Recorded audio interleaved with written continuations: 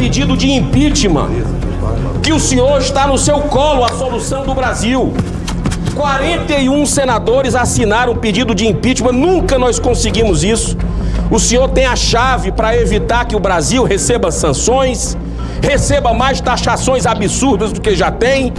Está no colo do senhor e nós vamos lhe apoiar pelo impeachment do violador contumaz global de direitos humanos, chamado Alexandre de Moraes. Não tem mais clima para esse ministro continuar no Brasil. Nós temos o dever de fazer o nosso trabalho e dar a ampla defesa, o contraditório, algo que ele não dá para os seus perseguidos. Eu não sei se o senhor viu o vazamento da Vaza Toga, que o senador Amin trouxe para a gente uma CPI, que mostra que nem os auxiliares do Alexandre de Moraes aguentam mais, psicologicamente. Tu imagina, Portinho, os perseguidos dele. Muito obrigado, senhor presidente. Eu não acredito que Vossa Excelência tenha dito. Eu não acredito. Tenho apreço pessoal pelo senhor, o respeito como presidente da casa. Não acredito que Vossa Excelência tenha dito aquela frase que foi espalhada pela imprensa, ou por parte da imprensa, de que nem com 80 assinaturas o senhor daria curso a um pedido de impeachment. Eu não acredito nisso, porque o senhor é um democrata e jamais diria isso em caráter absolutista. Que seja submetido a análise jurídica é natural e devido, mas eu não acredito que Vossa Excelência desconsidere a maioria, porque a democracia depende do nosso respeito à maioria. Entendam Vossas Excelências todos e todas que eu estou intransigentemente com o espírito de nós buscarmos a pacificação do Parlamento brasileiro, do Senado da República, dessa instituição bicentenária que eu tenho a honra e o privilégio de presidir. E eu reconheço em Vossas Excelências, todos, com legitimidade dos votos dos estados de Vossa Excelência, assim como eu, e que nós estamos aqui para defendermos as convicções que todos temos em relação ou em qualquer aspecto a qualquer assunto. Mas a gente está vivendo dias muito complexos, senador Márcio Bittar, na história da humanidade, repito, não é só do Brasil. E eu não quero me alongar nesta fala, mas eu quero e vou tentar, da melhor maneira possível, manter o equilíbrio, respeitando todos aqueles que têm legitimidade de falar o que assim desejarem aqui no plenário do Senado Federal. E tem uma autoridade, colega seu, chamado Marcos Duval, que está sendo torturado de forma escancarada, exposta, algo que ninguém nunca viu no mundo que está acontecendo com esse cidadão aqui.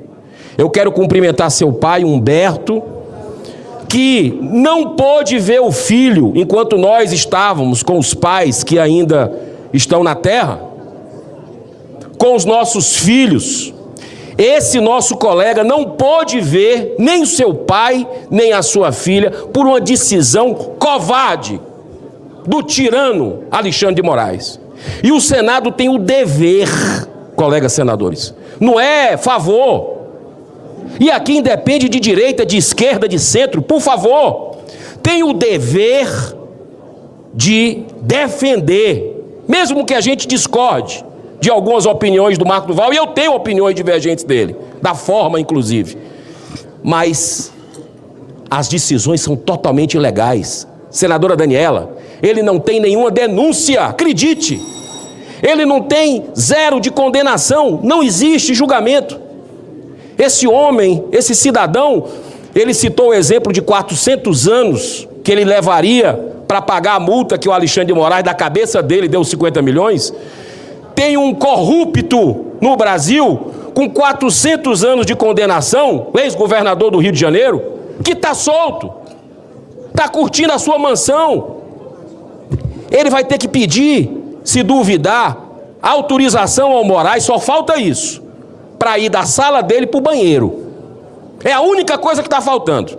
Ele não tem Pix mais, ele não pode receber doação para comprar alimento, ele não pode pegar um Uber, ele não pode ter o iFood, é verdade.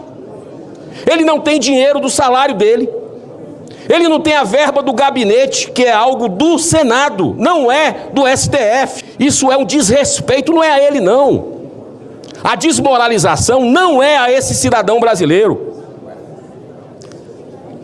A humilhação não é a Marcos Duval, a humilhação é ao senhor, presidente dessa casa. A humilhação é a mim.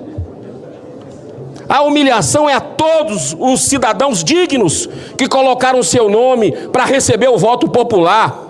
Um ministro que não teve um voto, fazer uma violação de direitos humanos, ridícula, vergonhosa. A gente não pode se calar com relação a isso. Eu espero que o senhor use a amizade que o senhor tem com o ministro Alexandre de Moraes. Nessas horas é bom deixar de lado qualquer tipo de conflito, senador, presidente Davi Alcolumbre. Colocar, inclusive, se for o seu vice-presidente.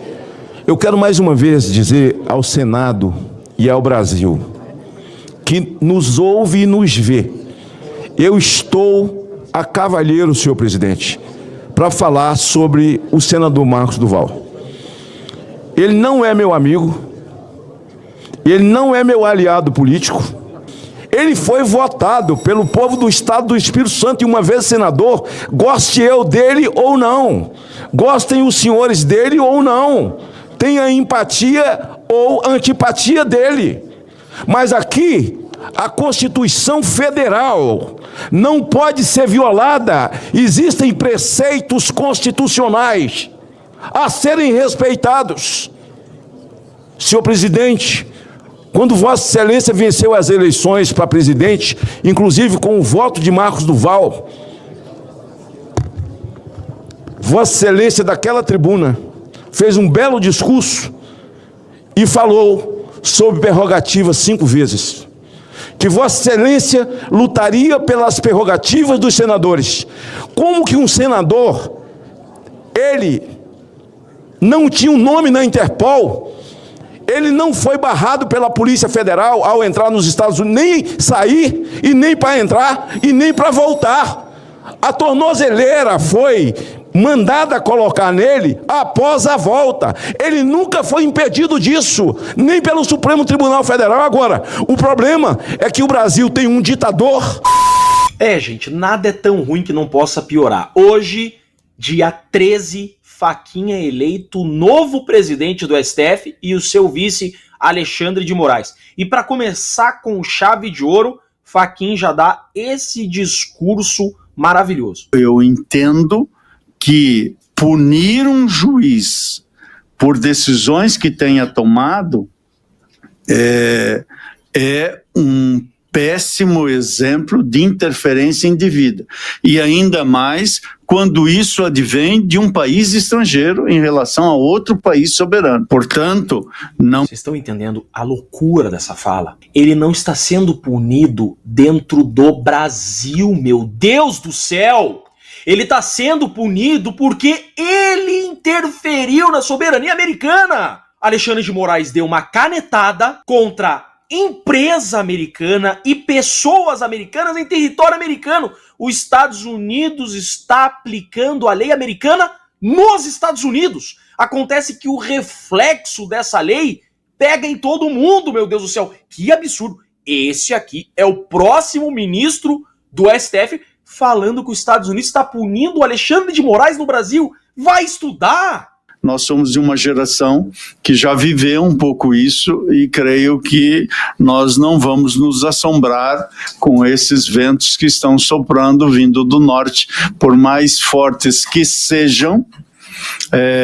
Creio então, que esse discurso está dobrando, triplicando, quadriplicando a aposta contra o maior país do mundo. Esse é o próximo presidente do STF. Imaginem o que está vindo pela frente. E aqui pode-se concordar ou não com as decisões de um determinado juiz.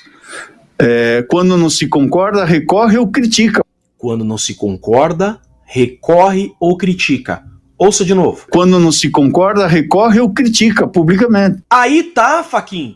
Recorrer pra quem? Recorrer pra quem? Essa é a última instância, Fachin. Não tem pra quem recorrer. É exatamente isso, Fachin. Se o acusado da trama golpista discordar da decisão do Alexandre de Moraes, discordar da primeira turma, discordar do STF, não há aonde recorrer, não há pra quem recorrer. Essa, Fachin, é a última instância. Os acusados aqui não têm direito a recurso. E crítica pública vocês também não admitem. Jornalistas foram censurados. Pessoas estão presas por criticar. Não esqueça, Fachin, próximo presidente do STF, que tem um deputado preso, Daniel Silveira, por criticar Alexandre de Moraes. Você tem presos nesse país que você chama de Estado Democrático de Direito, presos por fazerem críticas públicas. Páginas, empresas americanas foram censuradas por fazerem críticas públicas. Mas que incongruência, meu Deus do céu. Mas calma, gente, vai piorar. Olhem aqui. Vivemos tempos de apreensão, com tentativas de erosão democrática e com ataques à independência judicial nas Américas. É aí que se situam essas próprias tentativas de enfraquecimento da Convenção e das decisões da Corte Interamericana. Vocês viram o que ele falou? Que está havendo uma tentativa de enfraquecimento das decisões da Corte Americana. Eu concordo. Só que esse enfraquecimento da Corte Americana de Direitos Humanos está partindo do próprio STF. É o STF que está descumprindo os tratados e convenções internacionais que o Brasil se comprometeu a cumprir, Fachin, e não o contrário. Voltemos a falar do duplo grau de jurisdição que os acusados no STF não estão tendo direito. Esse daqui é um decreto presidencial onde o Brasil se comprometeu a cumprir a Convenção Americana sobre Direitos Humanos. Diz o artigo 8º da Convenção, item 2, a linha H. É direito de todo acusado recorrer da sentença para juiz ou tribunal superior. Superior. Vejam, pessoas sem prerrogativa de foro estão sendo processadas e condenadas no STF sem o direito de recorrer a tribunal superior. Isso viola a Convenção Americana de Direitos Humanos que você está defendendo nesse discurso. Estão matando o direito brasileiro e me parece que o próximo presidente da Suprema Corte vai terminar de fazer isso. Ontem os Estados Unidos soltam um relatório que todos os países do mundo fazem questão de ler, tá? E nesse relatório mostra que o Brasil é hoje um estado de exceção. Criou-se uma situação no Brasil onde se você questiona, se você fala o que eles não gostam, você é preso, perseguido, e as provas estão lá, uma fartura de provas. Aí o Haddad vai fazer uma fala e nessa fala ele teve a capacidade de falar que o Brasil está sofrendo sanções dos Estados Unidos porque o Brasil é mais democrático que o seu agressor, cara. Olha a loucura que esse cara falou. Vou colocar aqui agora pra gente assistir, vamos lá. Dizer que nós estamos numa situação muito inusitada, presidente, porque o Brasil é um país que está sendo sancionado por ser mais democrático do que o seu agressor. É uma situação inédita e muito incomum no mundo, um país que não persegue adversários... Peraí, o Brasil é um país que não persegue adversários? Rapaz, o que mais tem hoje é adversários do governo em inquéritos, exilados, sendo presos. Não precisa nem ser adversário, não. Basta ir pra rua ou ter postado alguma coisa contra esse governo em 2018 que você vai preso. Nós temos jornalistas exilados, tá? Vamos lá, Alan dos Santos, Paulo Figueiredo, Rodrigo Constantino, Oswaldo Eustáquio, exilados e que os países concederam exílio a eles por perceberem a perseguição que eles sofrem aqui no Brasil. Esse governo vai cair de podre. O problema é que parece que nós vamos sofrer um pouco até que isso aconteça, mas se Deus quiser, depois dessa tempestade virá um longo período de prosperidade e liberdade. Deixe seu like, comente e compartilhe, pessoal, para que possamos continuar enviando mais vídeos.